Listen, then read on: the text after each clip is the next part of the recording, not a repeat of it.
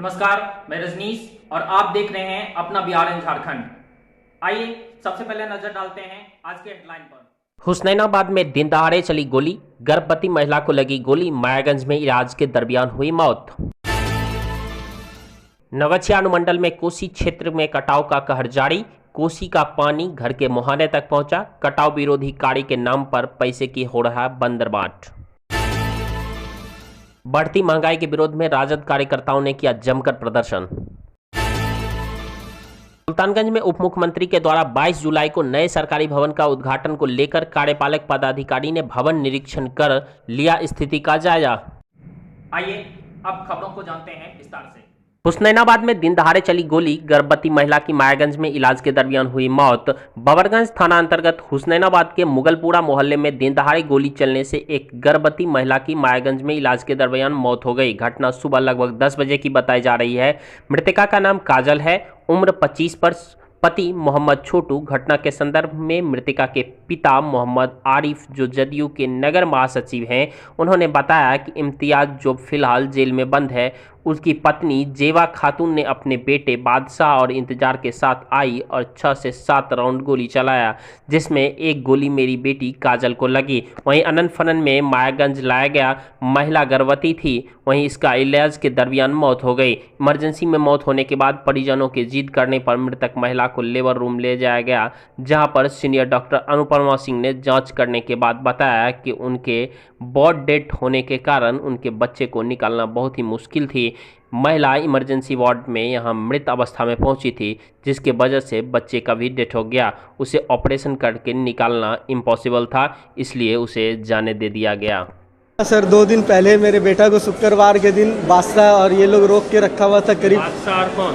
और इंतजार और ये रहमत कुरैशी, तो सर ये लोग रोक के रखा हुआ था। तो हम जब खोजने लगे तो उसके बाद गए ढूंढने के लिए, तो मिला, आ गया मेरा बच्चा घर पे। तो पूछे तो बोला ऐसे पापा रोक के रखे हुआ था, बोला था तेरे को गोली मार देंगे तेरे पूरे परिवार को। हम लोग उतना सीरियस नहीं लिए, बोले दूर, जो मार देगा तो मार देगा, हटाओ, रंगबाज लोग बोलने का काम है उसका। उसके बाद सर रात में 11 बजे इम्तियाज की वाइफ बुलाने के लिए भेजी मेरे बच्चे को। तो हम तो सर बाहर थे, तो आए तुरंत, तो आए तो हम साथ में लेके जी रात के जी कल रात में 11:30 बजे। तो उस टाइम वो गेट में थी लेकिन बाहर निकली नहीं। तो मॉर्निंग में बादशाह आया, मुझसे पूछे कि हम बोले इम्तियाज के दरवाजे पे, तो हम बोले क्या दुश्मन आ गई तेरा मेरा, और काहे मेरे बच्चा को रोका था? कोई दुश्मन आ गई तो बोल हम घर छोड़ के चले जाते हैं।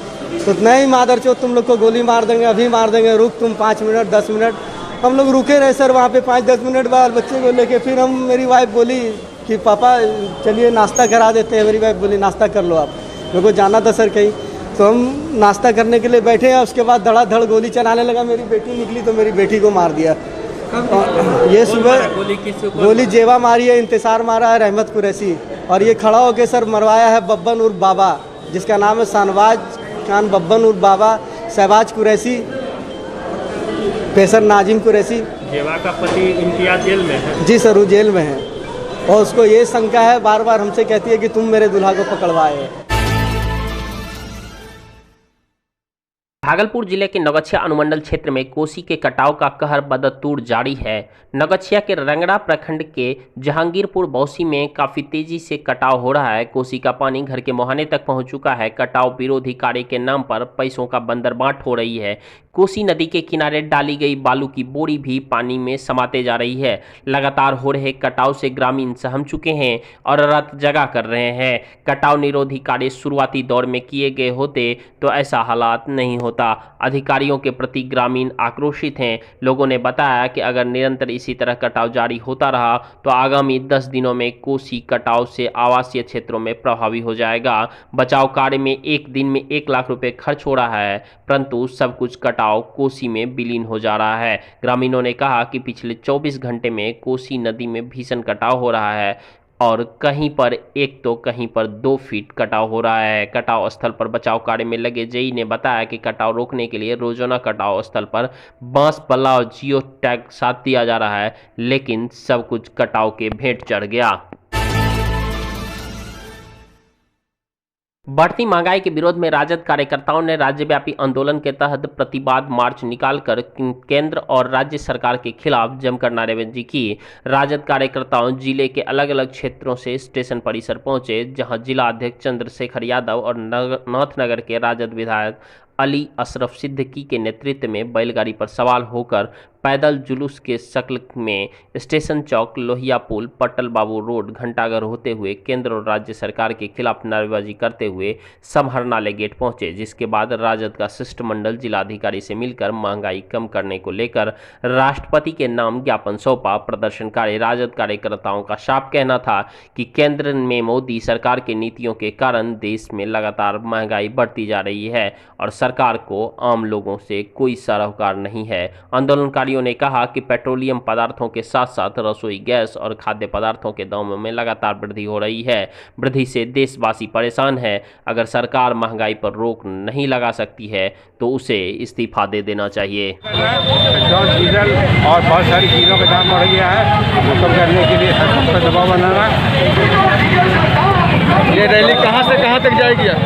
स्टेशन से जाएगी ये साहब ऑफिस तक बंदोबस्त देगी। आज का मुद्दा था पेट्रोल डीजल का और गैस का दाम जो जिस तरह से बढ़ोतरी हो रहा है, 2 रुपया 4 रुपया का मतलब हर 15 दिन में बढ़ोतरी हो रहा है। इस वजह से हम लोग शांतिपूर्ण और आंदोलन की तैयारी की है और आप देख रहे हैं कितना शांतिपूर्ण आंदोलन की है। और इस 5 साल के दौरान सीधे 1000 रुपया हो गया और ये बहुत ही दयनीय स्थिति है और हम लोग को बहुत ज़्यादा भुगतना पड़ता है जिंदगी में। भागलपुर सुल्तानगंज में 22 जुलाई को उप मुख्यमंत्री आगमन को लेकर कार्यपालक पदाधिकारी अभिनव कुमार, नगर सभापति प्रतिनिधि रामधनी यादव, शन्नी कुमार ने नए सरकारी भवन का निरीक्षण कर जायजा लिया। इस दौरान कार्यपालक पदाधिकारी अभिनव कुमार ने सभी नगर परिषद के कर्मियों को व्यवस्था दुरुस्त करने की बात कहते हुए जल्द से जल्द कार्यों को पूर्ण करने की भी बात कही, जिससे मुख्यमंत्री तारकेश्वर प्रसाद नए भवन का निर्माण के उद्घाटन 22 जुलाई को होना है। इसके लिए सभी व्यवस्था दुरुस्त हो सके। साथ ही कांवड़िया धर्मशाला का भी निरीक्षण किया और आश्रय स्थल का निरीक्षण करते बैंड की व्यवस्था एवं लाइट रवन की व्यवस्था सहित अन्य व्यवस्था को दुरुस्त करने की बात कही।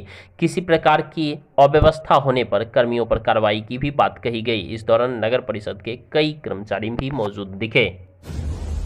Thanks for watching this video. Do like, subscribe and share.